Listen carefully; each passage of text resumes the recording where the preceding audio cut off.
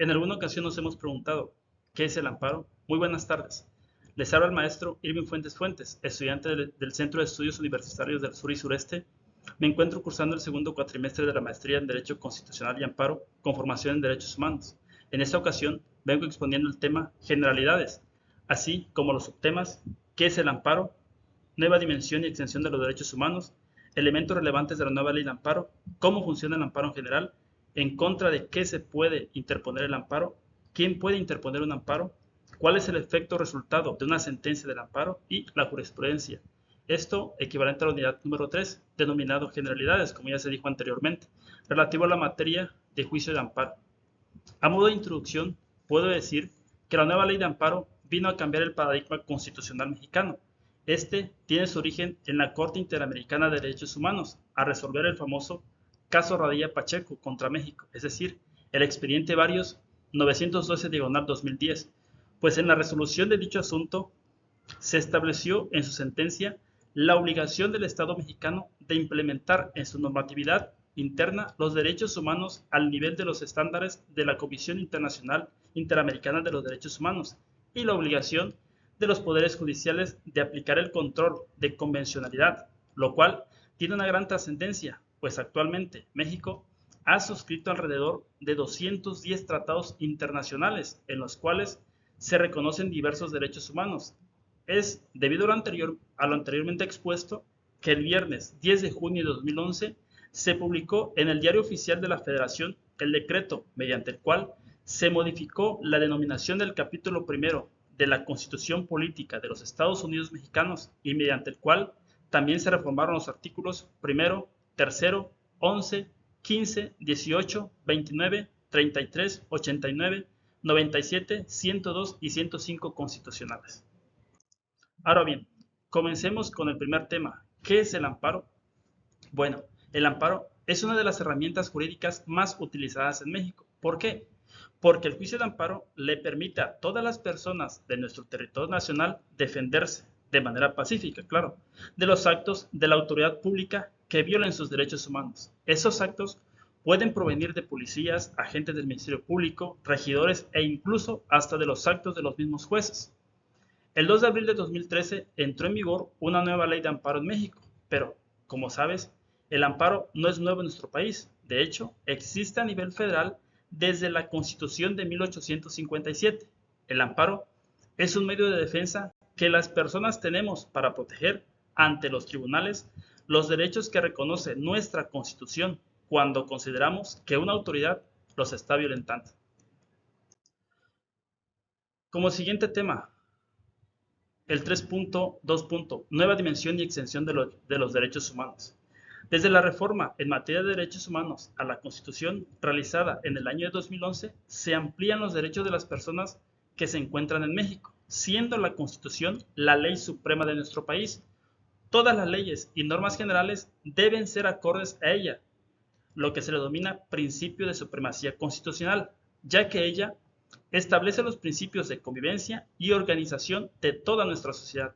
Al entrar en vigor esta reforma constitucional, se debió adoptar la antigua ley de amparo para guardar esa armonía con la Constitución. Es así como la ley de amparo actual refleja y es consciente con dicha reforma constitucional. Ahora bien, ¿en qué consiste esa extensión de nuestros derechos? Bueno, la Constitución también está integrada por capítulos. El primer capítulo se denominaba anteriormente garantías individuales. Con la reforma de junio de 2011, no solo se cambió el nombre de capítulo, sino que también se modificó su contenido. Ahora se llama de los derechos humanos y sus garantías. Este cambio es muy importante, ya que significa que el Estado modificó su postura respecto a los derechos humanos. Con ello, se establece que el Estado no otorga las garantías individuales, sino que reconoce los derechos que todas las personas tenemos por el hecho de ser personas, y establece al igual diversos mecanismos para garantizarlos, como el juicio de amparo. Más importante aún, ahora el primer artículo de la Constitución Política de los Estados Unidos Mexicanos nos dice que todas las personas en México tenemos los derechos humanos que reconoce la Constitución y también los derechos humanos que se contienen en los tratados internacionales que México ha suscrito, o como dice la Constitución, de los cuales México es parte. Todos están llamados a respetar los derechos humanos y no solo las autoridades. Todos los derechos humanos deben entenderse y deben ser relacionados unos con otros. No se puede partir o dividir y son universalmente reconocidos. A esto se le conoce como el principio de interdependencia, indivisibilidad y universalidad. En caso de que nuestros derechos humanos no sean respetados, la nueva ley de amparo nos ayudará a buscar que las y los jueces federales revisen y en su caso ordenen su protección. Todos y todas tenemos derecho a la educación, derecho a la igualdad entre hombre y mujer, derecho al medio ambiente, libertad de profesión, derecho a la libertad de expresión, derecho a la información, derecho a la petición, derecho de privacidad, así como derechos internacionales. El siguiente subtema, elementos relevantes de la nueva ley de amparo, el cual abarca unas preguntas que se van a contestar a continuación, las cuales son: ¿cómo funciona el amparo en general? ¿En contra de qué se puede interponer un amparo? ¿Quién puede interponer un amparo? ¿Y cuál es el efecto o resultado de una sentencia de amparo? Bueno, la primera pregunta: ¿cómo funciona el amparo en general? Quien presenta la demanda de amparo ante el juzgado se le llama quejosa o parte quejosa. Quejoso o parte quejosa. La autoridad a la que se le reclama violó los derechos humanos de la parte quejosa. Son las autoridades responsables. Hay ocasiones en que una tercera persona que no ha participado aparentemente en la relación entre el quejoso y la autoridad responsable puede resultar perjudicada por la resolución en el amparo interpuesto o puede tener un interés en que no se le otorgue el amparo al quejoso o quejosa. Este puede participar en el juicio de amparo como parte y se le llama tercero interesado. Por último, el Ministerio Público Federal es también parte en todos los juicios de amparo. La participación del Ministerio Público Federal dentro del juicio de amparo se debe a que el Ministerio Público, por supuesto, es el representante del pueblo mexicano, o también llamado representante social, y dentro de sus deberes está el velar por la procuración de justicia y el respeto a los intereses públicos. Al presentar una demanda de amparo, se puede solicitar a quien imparte justicia, un juez o una jueza, que dicte una resolución para suspender temporalmente el acto de autoridad que podría causar un perjuicio mientras se resuelve el juicio. A esto, el derecho se le llama la suspensión del acto reclamado. Toda decisión que concede un amparo solo se aplica y tiene efectos para las partes en el juicio. A eso se le conoce como el principio de relatividad de las sentencias de amparo, también conocido en México como fórmula Otero. La siguiente pregunta que tenemos que responder es: ¿en contra de qué se puede interponer un amparo? Bueno, esta nos protege en contra de todo tipo de acto de una autoridad, esta sea federal, estatal o municipal, del poder ejecutivo, legislativo o judicial. Así, esto incluiría actos de autoridad tales como la clausura de un establecimiento, la expropiación de un terreno, la decisión de negar un permiso de construcción, como también las decisiones de los tribunales y las normas generales. Las leyes, los tratados internacionales, los reglamentos, los bandos municipales, entre otros, son ejemplos de normas generales. Antes, el amparo solamente nos protegía de los actos realizados por las autoridades. Sin embargo, uno de los nuevos elementos de la actual ley de amparo es que ahora también nos protege contra omisiones de la autoridad.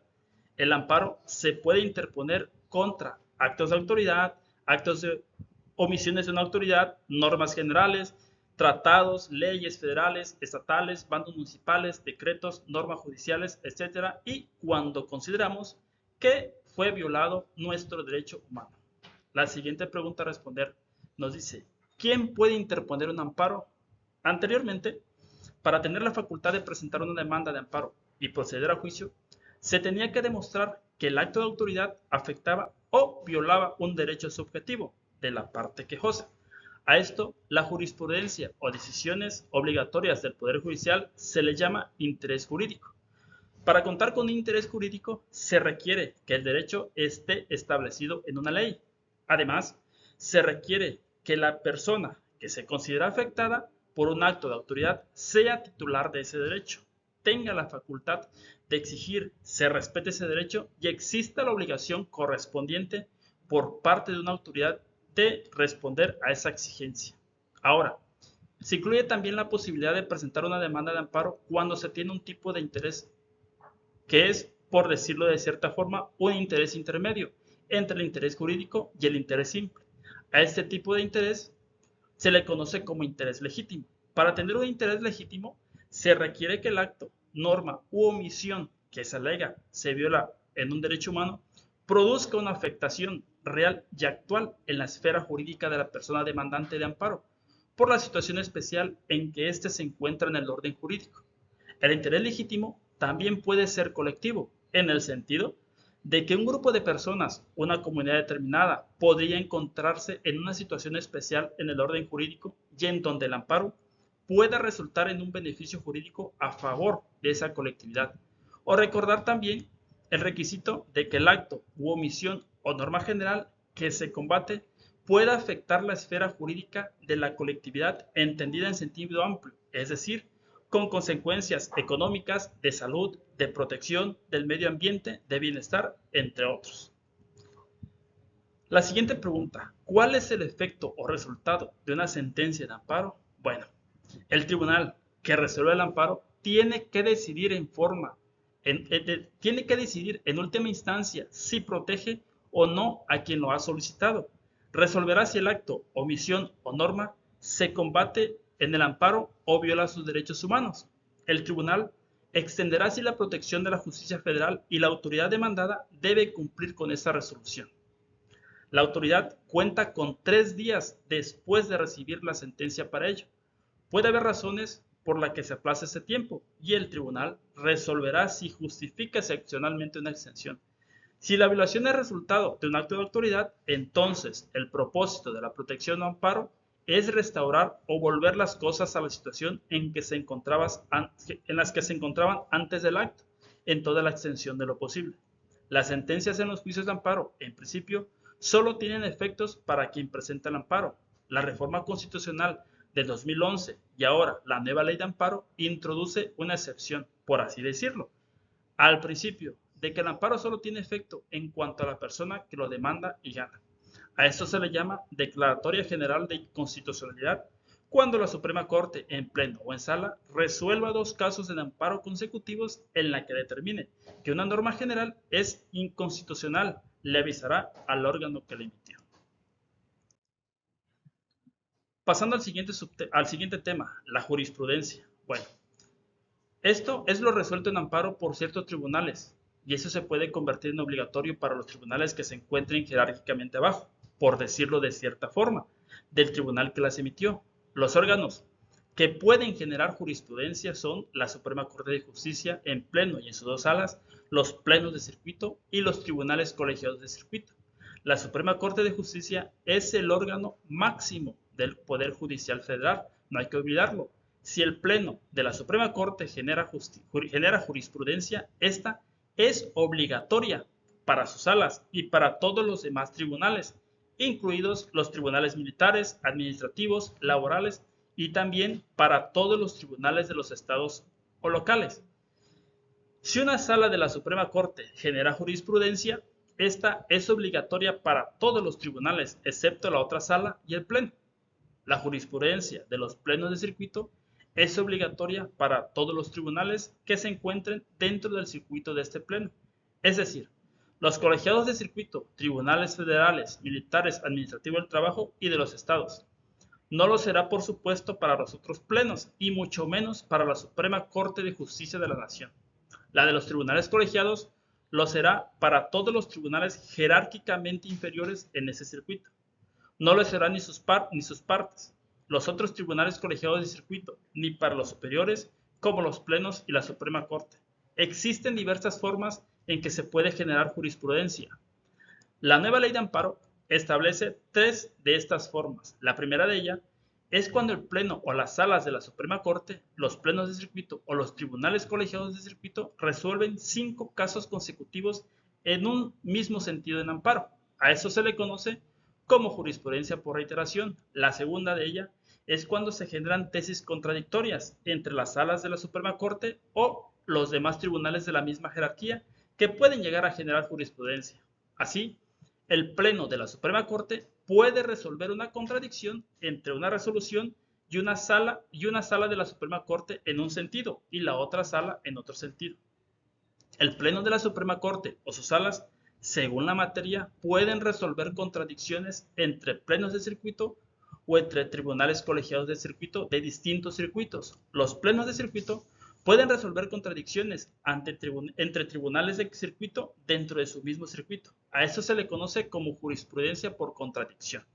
En el tercer caso, los órganos que establecen jurisprudencia pueden solicitar al órgano inmediato superior que sustituya una jurisprudencia que ellos hayan generado. Esto lo pueden hacer con motivo y después de resolver un caso concreto.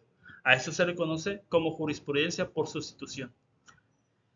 Si bien es cierto, eso no está dentro de la ley de amparo, también las resoluciones de la Suprema Corte de Justicia en las controversias constitucionales y en las acciones de inconstitucionalidad pueden establecer jurisprudencia. La jurisprudencia es muy importante porque nos habla de la interpretación obligatoria de la ley realizada por los tribunales.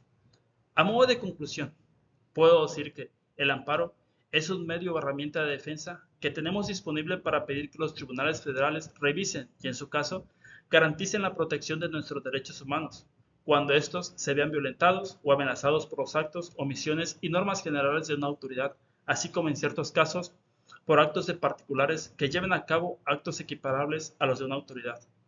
Las posibilidades de recurrir efectivamente al amparo se fortalecen al introducir y definir en la ley el concepto de interés legítimo. El interés legítimo puede ser colectivo y mencionamos que existen derechos humanos que por su naturaleza son colectivos, como el derecho al medio ambiente. Es necesario tener presente que la reforma de 2011 al artículo 1 de la Constitución Federal amplía nuestros derechos fundamentales al incorporar todos los derechos humanos que se contienen en los tratados internacionales de los que México es parte, dentro del catálogo de derechos humanos del que gozamos en nuestro país. Muchas gracias.